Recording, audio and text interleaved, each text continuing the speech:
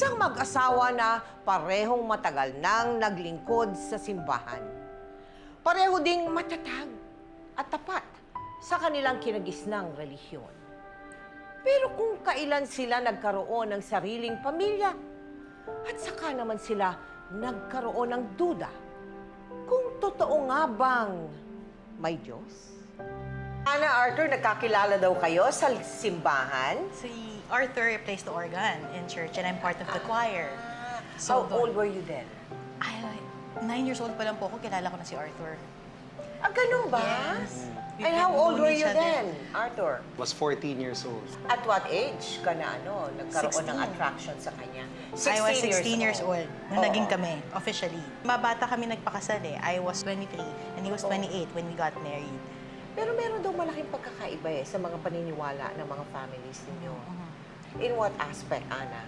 Yung pong side niya, mas sanay sa mga ganong background, sa mga spiritual battles, his side. Okay. Kami po, this is something new to us. Hindi siya pangkaraniwan sa amin.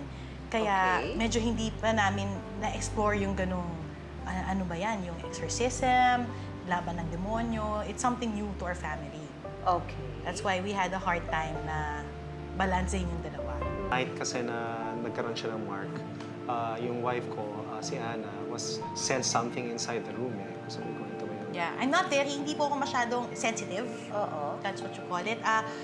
Pero nung gabing po yun, meron po akong naamoy. Tulog na po sila.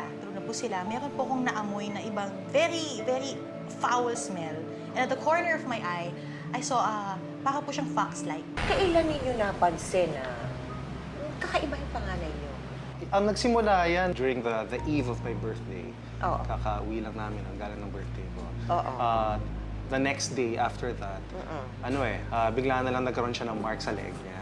Ang unexplainable. So para siyang, it looked like burnt marks sa leg niya. So pagising namin the next day, tinanong na lang ako ng wife ko, ano ba? Sinakal mo ba yung anak mo? Bakit may marka siya? Sabi ko, ba't ka naman sasakalin ang anak ko? Sabi na kayo sa kanya na ano ba itong nangyayari sa amin, Lord? You know?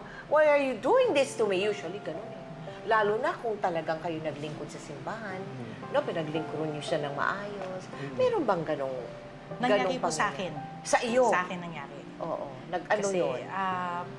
nagalit ako. Nagalit ka? Oo. Parang, bakit naman sa amin?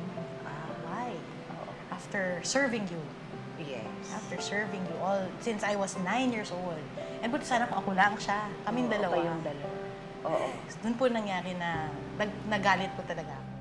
Habang naghahanap kayo ng solusyon o ng tulong para sa pinagdaraanan niya. Binigyan kami ni Father Joseph ng instructions holy water every day sa buong bahay, mga gano'n. Doon na siya parang inuwi naglabasan, doon namin na sense talaga yung presence Kasi nangyari na siguro parang na-agitate yung demonyo. Kasi nag-ano kami, nag-holy water. Bakit? Maraming nangyayari kay Wala noon One time, binang na lang niya yung ulo niya sa table. Joseph has always used the name of Jesus during those times. Okay.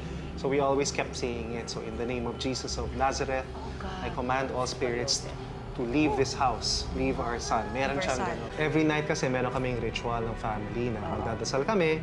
Tapos pagdadasal namin isa't isa, tapos sasabihin namin, I love you. So sasabihin namin kay Wano, say, I love you, Mama, I love you, Daddy, I love you, Aba. So sinabi niya, I love you, Mama, I love you, Daddy, I love you, Aba. And then sinabi niya, I love you, Golok. Sunod Oh, no! tonight. So bigla, hindi kami makatulog na tuloy. So holy water. So hindi kami nakatulog na noon. Tapos the next day, nung papunta na yung pare, on the way na. Bigla na siyang tumingin siya sa taas. Tapos sinabi niya, linaw, Golok, good luck. Nangyari. Pagdating ni Father Aga, kinausap siya, nasaan yung kaibigan mo? Nandiyan, no? So, ganun lang, casual. Tapos, dyan siya. Tapos, umakyat niya yung mga kasama ni Father Aga sa taas, sa kwarto. Hindi naman sinabi kung saan siya nakakita. Tapos, basta umikot lang sila ng bahay, pinakiramdaman yung bahay. Pagbaba nila, sinabi niya, pinakamaraming concentration doon sa kwarto, sa playroom. Okay. So, yun ang sinabi niya. Tapos, magmamas na. So, magmimisa muna. Misa muna bago ng ceremony. Sa bahay. So, si Wanlo, tinatawag namin siya, Wano, halika, ano na tayo? Magmimisa na tayo. Ayaw, nag-tantrum siya bigla. Ayaw. Iyak siya na iyak. Si Father, pati kasama niya, umikot ang buong bahay. nasa Latin yung language Latin, So, okay. pero nakakakilabot yung ceremony, talagang ano yun, very powerful, mararamdaman mo yun. Uy, salamat naman sa Diyos!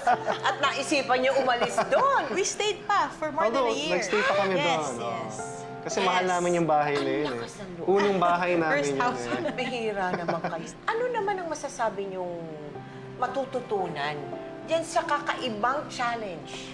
If there's one thing na matuturo ng kwento na to is may kalaban. Meron Diyos pero may kalaban. May talagang meron. Yun ang number one na gusto naming ipasabi dito na totoo ang demonyo. Hindi lang siya imagination, hindi lang yan na nasa libro.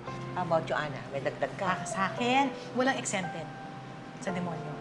Lahat tayo gusto niya tayong kunin para mapalayo tayo sa Diyos. Tayo, kailangan malakas na tayo yung loob natin. Now, here is the last question. Bakit nangyari yan sa inyo? Ang sabi nila, lahat daw may purpose. Why do you think, Arthur? Ako siguro, two things. Number one, I think it was a blessing. Dahil? Kasi ano yun, it helped us become stronger in our faith. Ngayon parang wala na kaming pagsubok na Na hindi mapapanalunan. Oo, parang Wala yun. ang Peanuts dami na naming dinaanan Peanuts na yan Oo. So, lumakas yung faith namin sa Diyos, lumapit pa kami sa Diyos. Yung faith namin ngayon, hindi lang siya parang intellectual na faith. Talagang ramdam namin na pag sinabi ni Lord na hindi kanya pababayaan, hindi kanya pababayaan. Totoo yun. Pangalawang purpose siguro, I think ang purpose din ito is para ikwento namin yung story namin. Para malaman ng mga tao na there is such a thing as a spiritual battle happening in the world na hindi natin nakakita. At syempre, ang magpakailanman ay nagpapasalamat sa inyo na pinahintulutan ninyo, maitampok namin ang kwento ninyo with that purpose nga. No? Para ang mga nanonood, alam nila, no? Hindi lang na may demonyo, kundi malaman nila kung paano, how you dealt Yes. with such an enormous challenge in your life. At tulad nga na sinabi mo, Ana, congratulations, you were victorious. Salamat, Diba? Thank you. Thank you Thank so you much. very much, Thank you. Ana. Thank you, Arthur. Thank Thank you. Yes. Anumang sakit, sakuna o kababalaghan ang dumapo sa ating mga mahal sa buhay, napakasakit, napakahirap itong tanggapin. Pero gagawin natin ang lahat ng paraan upang maibsan ang sakit at pagdurusa na pinagdaraanan nila, lalo na kung ang biktima ay ang ating anak. Yan ang isinalarawan sa atin na mag-asawang sina Arthur at Ana. Kahit sabihing evil spirit o demonyo pa ang sumapi sa kanilang anak, nilabanan nila ito ng buong tapang sa pamagitan ng paghingi ng tulong sa simbahan.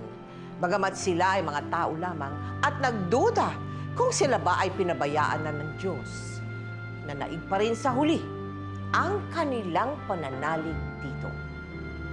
Sana tayong lahat din manatiling matatag at matapat sa ating Panginoon. Ngayon, bukas, at magpakailanman.